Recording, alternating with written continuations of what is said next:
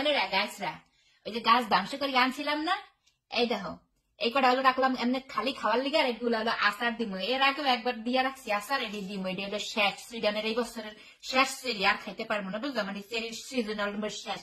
চেরির ফলটা হয়েছে এরকম ওই তোমার লেসুর মতন, বেশি দিন থাকে না, লেসু আর জাম আছে না ওইরকম আর কি। তো দেখো তো এটা লাগে একটু ডিজাইন করে করতেছি, কি যে স্বাদ আমার। এই যে দেখো ওরে মজা।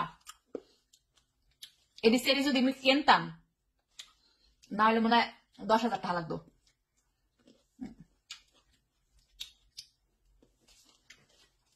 বুঝলা বুঝলা, হঠাৎ করে একটা মাথায় কথা আইলো, এই যে বেড়কদার ওই যে জুনিয়র সাকিব, হ্যাঁ যে নুনুটা কাটগা দিল, এই বেড়কদা কি করবে, হ্যাঁ কিন্তু আমি বহুত টেনশনে আছি। একবারতে কিন্তু ভালো হয়েছে, কারণ এই যে জুনিয়র সাকিব মাকিব এরা কিন্তু আবার বিভিন্ন জায়গায় বাচ্চা ফুড়াই ফুড়াই ড্রেনেও হালাই দেয়, বুঝলা, সমস্যা নাই। কিন্তু একটা জিনিস আমি নিশ্চিত এলাম, অন্তত বাংলাদেশের 2-4টা বাচ্চা এখানে কম হইবে।